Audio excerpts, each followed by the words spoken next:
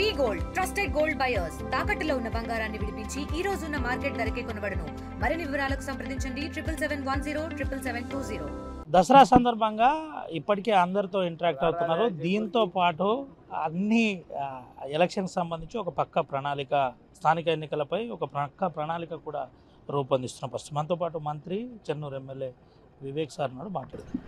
ఏంటి సార్, ఎట్లా చూడవచ్చు? స్థానిక ఎన్నికలు వచ్చినాయి, ఇది సేమ్ టైం ఎక్కువ దిగుతున్నారు, ఎట్లా చూడవచ్చు? పార్టీ తరఫున కార్యకర్తలందరిలో మంచి జోష్ ఉన్నది. క్యాండిడేట్స్లో కూడా నాకు కావాలని ఉత్సాహంగా ఉన్నారు. నేను అందరికీ ఇదే చెప్పిన, ఎవరైతే మంచిగా కలుపుకొని మంచిగా పనిచేస్తారో ఆ గ్రామాలలో ఎక్కువ నిధులు పెట్టి ఎక్కువ అభివృద్ధి కార్యక్రమాలు చేస్తారు. ఎందుకంటే అందరు కలిసి ఉన్నప్పుడే మనం అభివృద్ధి కార్యక్రమాలు చేయొచ్చు. సో అన్ని చోట్ల కూడా ఇదే చెప్తున్నాను, అన్ని ఊర్లలో మంచి అభివృద్ధి కావాలంటే మంచి నాయకులను గెలిపించుకోండి, మనం అభివృద్ధి బాటలో ముందుకు వెళ్దాం. ఎట్లా నడుస్తారు అంటే ఇప్పుడు అంతా కోర్టు అంశం ఒకటి ఉంది, రిజర్వేషన్లో కొద్దిగా దాంట్లో నేను కమెంట్ ఎట్లా చేస్తారు రవి? ఓ కోర్టు నేను దాన్ని ఏది ఉన్నా నేను ఇప్పుడే కారులో వచ్చేటప్పుడు చెప్పిన డిస్కషన్ ఇది అయితే నేను అన్నా, నేను డిస్కషన్ చేస్తే ఏం కాదు. ఇప్పుడు దేవుడు కూడా చెప్పలేడు మనకు 8వ తారీఖు ఏం తీర్మానం వస్తుందో. కోర్టు తీర్మానం, ప్రభుత్వం అన్ని ఆస్పెక్ట్స్లో రెడీ ఉన్నారు. ఏం చెప్తారు సార్?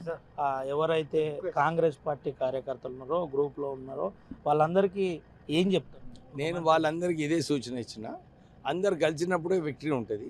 మీరు అందరూ కలుసుకొని ఎవరు గెలిచే గౌరవం ఉన్నదో ఆ పేరు చెప్తే నేను కూడా హైకమాండ్కి ఇచ్చి సర్వే చేయించి వాళ్ళకు టికెట్ ఇప్పించడం. ఇలా రాష్ట్ర ప్రజలకు విజయదశమి సందర్భంగా ఏం చెప్తారు? ఇదే ప్రజాపాలన నడుస్తుంది, అన్ని అభివృద్ధి కార్యక్రమాలు నడుస్తున్నాయి. ఈ వచ్చే సంవత్సరం కూడా ఇదే బాటలో ప్రభుత్వం ముందుకు నడవాలి అని చెప్పి నేను నవరాత్రి పూజలు చేయడం జరిగింది. ప్రభుత్వం కూడా ప్రజలకు ఏది అవసరమో అదే చేయాలి.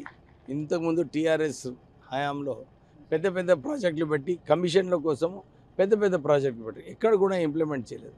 ఇప్పుడు కేవలము నాలీలు, సీసీ రోడ్లు, డ్రింకింగ్ వాటర్ సప్లై, లైట్స్, ఇవన్నీ కూడా రోజు ప్రజలకు అవసరము. దాని మీద కాన్సన్ట్రేట్ చేసి ఈ వచ్చే సంవత్సరంలో విద్య, వైద్యము, బేసిక్ నెసెసిటీస్ అన్నీ కూడా ఫుల్ఫిల్ చేస్తాం.